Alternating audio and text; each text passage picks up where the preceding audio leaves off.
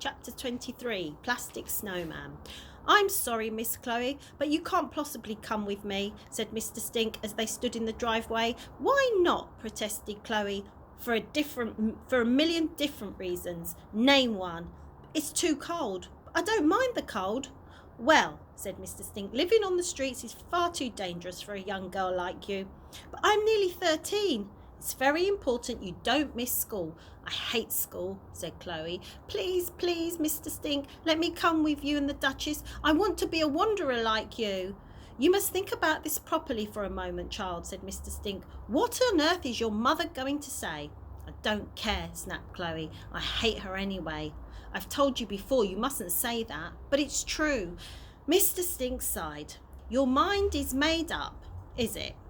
100%. "Well, in that case, I better go and talk to your mother for you."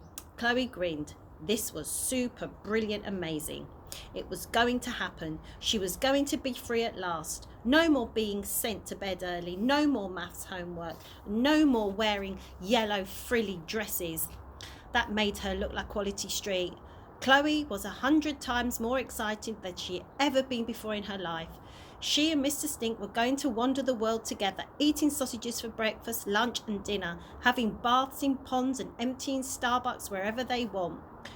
"Thanks so much, Mr. Stink," she said, as she put her key in the lock for the last time.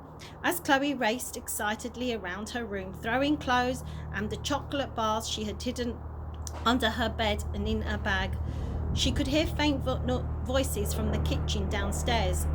"Mother won't care," thought Chloe. "She's hardly missed me anyway. The only person she cares about is Annabelle." Chloe looked around in her pink room. Strangely, she felt a tinge of fondness for it. Now that she was leaving, she was going to miss Dad and of course Annabelle and even Elizabeth the cat, but a new life was calling her, a life of mystery and adventure, a life of making up bedtime stories about vampires and zombies, a life of burping in the faces of bullies. Just then there was a gentle knock on the door.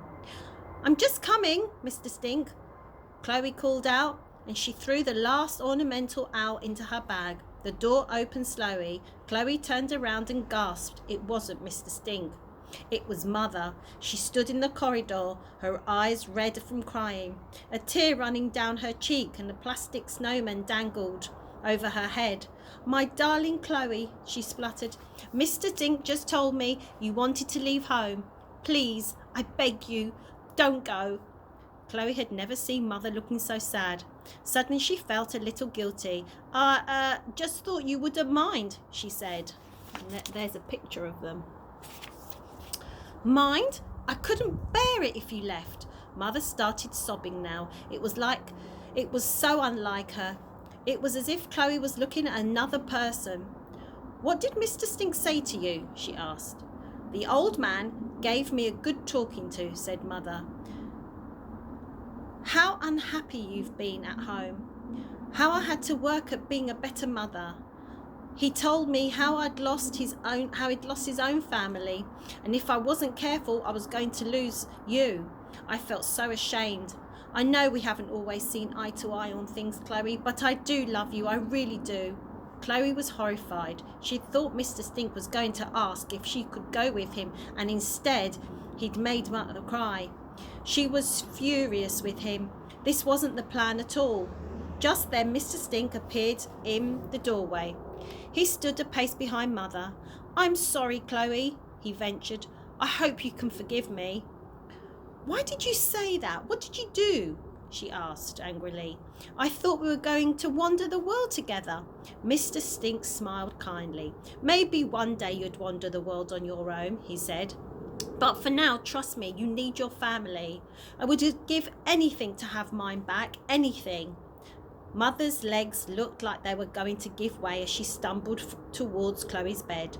She sat there and wept, hiding her face in shame at her tears.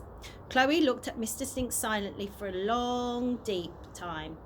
Deep down, she knew he was right. "Of course I forgive you," she said to him, and finally he smiled, that eye-twinkling smile of his, and then softly sat down next to her mother and put her arm around her. "I love you too, Mum, very much." and tomorrow I'll read chapter 24.